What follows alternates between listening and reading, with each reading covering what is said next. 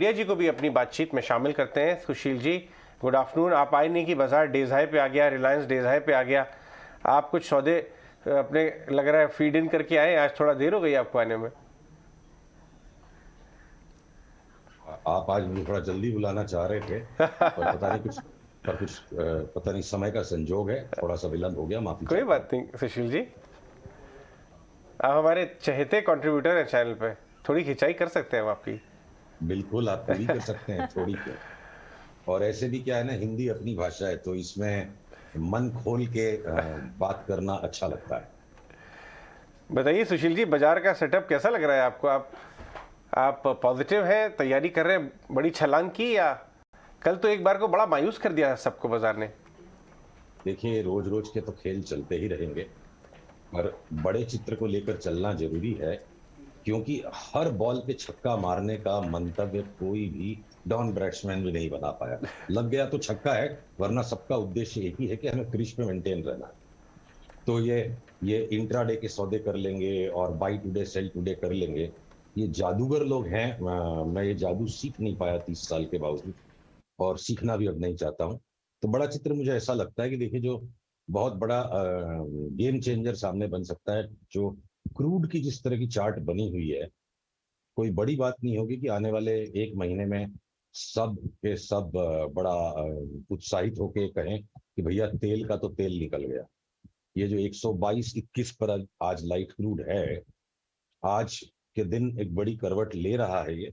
और बदलते ट्रेंड पर बहुत बड़ा सौदा नहीं बनाया जा सकता है, पर शनै शनै अगले 1 2 3 दिन में जब ये 116 के नीचे ट्रेड करने लगेगा, तब हम टेबल पीट कर कहेंगे 86 में इसको काटेंगे और वहां अग्रेसिवली हम शॉर्ट करेंगे। तो नॉर्मली तो देखिए, क्रूड जो है वो एक एडवांस इंडिकेटर है of the sentiment of risk taking. अगर क्रूड में एक तरफा तेजी या मंदी चलती है, तो वो स्पेक्यूलेटिव रिस्क टेकिंग सेंटिमेंट का बेस्ट इंडिकेटर है।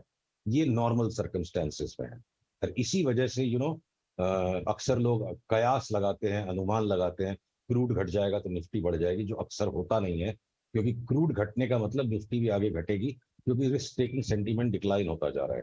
बट अभी जो एक्सेप्शनल सर्कमस्टांसेस है, जहाँ की एक स्कैरसिटी ड्रिवन क्रूड का मार्केट है, और जिसके कारण चारों तरफ लॉजिस्टिकल जो प्रेशर है, तो अगर 30% तक का स्लाइड क्रूड में आ गया, तो जो हम शेयर बाजार में दबी दबी आवाज में पिछले 2 3 सप्ताह से आपके साथ तेजी के प्रयास लगा रहे हैं, तब दबंग होकर तेजी का सौदा करने का माहौल जनरली सब आदमियों के लिए बन जाएगा। दूसरा विषय जो आता है कि डॉलर इंडेक्स, जिसने कहर ढा दिया था 105 तक जाके, और फिर 101 तक गिरने के बाद अब वो थोड़ा सा जो रिबाउंड ले रहा है, इस रिबाउंड के अंदर का जो भी हम स्ट्रक्चर देख पा रहे हैं, अभी भी एक और रिवर्सल, इस करंट रैली का रिवर्सल होना बाकी है, तो एक प्रीएम्प्टिव कॉल है। पर अगर अगर कोई मेरे सर पे भी रिवॉल्वर ही रख दे और कहे कि बताओ डॉलर इंडेक्स क्या लगता है, तो 90% अब चांस बन गया कि ये लोअर टॉप अब बनाने जा रहा है।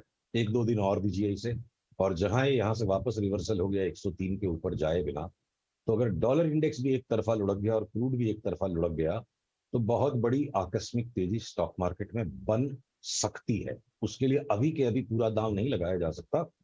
बुल के लिए जितनी चिंता मुझे आगे दिखती है, उससे ज्यादा चिंता मुझे बेयर के लिए दिख रही है। अपॉर्चुनिटीज को अभी कंफर्म होना बाकी है। और इसी तर्ज पर अगर आप देखोगे, S&P 500 10% ऊपर बढ़ने के बाद लास्ट 7 8 दिन से 3% के एक साइडवेज बैंड में है। 13% नैस्डैक बढ़ने के बाद 4% के साइडवेज बैंड में है। तो जो साइडवेज मार्केट होते हैं ना, ये करीब करीब उसी तरह के होते हैं कि जैसे कोई आपसे, आपका मित्र नाराज होकर मुंह फुलाए बैठा है, तो जब भी वो मुंह खोलेगा, ये उम्मीद मत रखिएगा कि वो अपना विचार बदल लेगा या अपना मन बदल लेगा। तो चुप्पी उसने इसीलिए साधी है कि आप थक जाओ पहले, उसके बाद वो अपनी वाली करेगा। A market that has run sideways will very likely resume the ongoing trend before the sideways movement. तो जब तक 4080 के नीचे S&P का ब्रेकडाउन नहीं हो जाता है, मैं अभी भी 4500 की S&P के अनुमान पर हूँ। और इन सारी चीजों को देखते हुए, भले ही निफ्टी की चार्ट एक जलेबी की तरह या इमरती की तरह भी गोल गोल सबको दोनों तरफ घुमा रही है, बायस तेजी का सौदा ही खोजने का बनता है। Sushil ji, good afternoon. बाजार पर नजरिया, एनर्जी पैक और साथ ही आपने ग्लोबल मार्केट्स पर भी अपना नजरिया बता दिया, लेकिन रिलायंस में एकाएक क्या हो रहा है? वैसे तो हर रोज ये बाजार को संभालने का काम करता है, लेकिन आज की ये एकाएक आई हुई तेजी, अभी कुछ मिनटों पहले एक सडन अपसर्ज आया है, इसे एक बार देखें और बताएं आपकी राय क्या होगी। ये रिलायंस में हमें तो कुछ एकाएक लग नहीं रहा है। जब ये 2400 2450 के स्तर पर था और हमारी आपकी वार्ता हो रही थी, ये देखिए यहाँ ये जो डाउन ट्रेंड से निकला था कि अभी तो रिलायंस ही सबसे बड़ा आउट परफॉर्मर होगा। आज के 20 साल पहले के बाजार में कहावत थी, रिलायंस की तेजी छेल्ली तेजी, कि जब रिलायंस की तेजी हो इसका मतलब समझ लो कि सारे स्टॉक चल चुके हैं और रिलायंस आखिरी है। पर पिछले 3-4 साल में रिलायंस ने वो पूरा माहौल बदल दिया है। अब रिलायंस की तेजी छेल्ली तेजी नहीं है, रिलायंस की तेजी पहली तेजी। रिलायंस पहले ही बढ़ जाता है और हमने यहाँ डिस्कस भी किया था कि कोई आश्चर्य मुझे नहीं होगा कि रिलायंस न्यू हाई पे चला जाए और निफ्टी तब तक भी 17,400 तक नहीं जाए। तो अब ये 17,400 निफ्टी के आने के पहले रिलायंस वहां जाके इंगित करेगा कि अगर रिलायंस न्यू हाई पे है तो निफ्टी को तो कम से कम 17,400 तक तो आने दो। तो ये इन लाइन ही है और काफी बढ़ चुका है। ये 2415 वाला अगर आज 2800 के करीब करीब अब है, तब आखिरी के 100-125 हैं और रिलायंस मेरे को लगता है 2900 तक जाने के बाद विश्राम लेगा और बाकी के छोटे स्टॉक्स के भागने के लिए जगह खड़ी करेगा। ठीक है सुशील जी, रिलायंस जैसा है या फिर इससे भी कुछ और बेहतर वाला शेयर भी तो होगा ना आपके पिटारे में? जरा खोली पिटारा बताइए। हमारे पिटारे में समस्या इस वक्त ये हो रखी है कि बहुत ज्यादा शेयर्स हैं। तो कुछ दे दीजिए सर, बहुत सारे में से कुछ दे दीजिए। हम कुछ के भी कुछ ले लेंगे तो काम हो जाएगा। तो हम मान लीजिए किन शेयरों पर अभी हमें काम करने का मन नहीं है, इनको आप लैगार्ड समझ लो कि अभी तक फार्मा के सारे स्टॉक्स ने एकदम जैसे पूरा सेक्टर टाइट होकर के तैयार हो जाता है एक्सप्लोड होने के लिए, वो रंग नहीं बनाया है। ऑयल एंड गैस के भी स्टॉक्स थोड़े मिक्सड अप हैं इस वक्त। आपकी कुछ देर पहले बात हो रही थी कि आईओसी ने मिस कर दिया है, तो देखिए एमआरपीएल और चेन्नई पेट्रोल में बहुत बड़ा इन्वेंट्री गेन है, आईओसी में उस लेवल पे इन्वेंट्री गेन नहीं है, पर फिर भी आईओसी की चार्ट ब्रेकआउट होकर तैयार है। और मैं फार्मा के अंदर इस वक्त सिर्फ इक्का लैब और कुछ हद तक मैं टोरेंट फार्मा, इन दो के अंदर एक अच्छा बाई सिग्नल देख रहा हूँ। बाकी के डॉक्टर रेड्डी सन फार्मा ऑलरेडी इंडेक्स मैनेजमेंट बड़े स्टॉक्स में चल रहे हैं शनह शनह। बाकी के फार्मा स्टॉक्स पर अभी कोई बहुत ज्यादा दांव लगाने जैसा चित्र नहीं बना है और इनको आप छोड़ दो। और ऑटो चूंकि ऑलरेडी मिक्स्ड अप स्पेस है, अब मारुति हो सकता है 8,200 के ऊपर नहीं जाए तो हम उसको शॉर्ट करने की भी लिस्ट में रख लें। आईटीसी भले हमारा 350 का भी ध्यान है, हो सकता है शॉर्ट टर्म ट्रेडिंग के लिए ओवरनाइट कुछ रात को शॉर्ट रखना चाहिए। हम हो सकता है आईटीसी को 240 की मंदी के लिए खेलने की कोशिश करेंगे स्टॉक के साथ, पर इन्वेस्टर्स के लिए 350 अगला गोल। अगर आप 240-45 तक का डिप बर्दाश्त कर सकते हो और बाकी आपको जो जी में आए आप ले लो, पूरा आईटी पैक तैयार है एक्सप्लोड होने के लिए ऊपर। ऑलरेडी मूवमेंट स्टार्ट हो गया है विद इन ऑटोज में रखता है। टाटा मोटर्स भी अगर निफ्टी पे अगले 1000 पॉइंट की तेजी बन जाएगी तो टाटा मोटर्स में 100 रुपया बढ़ जाएगा, ये एक अनुमान है हमारा।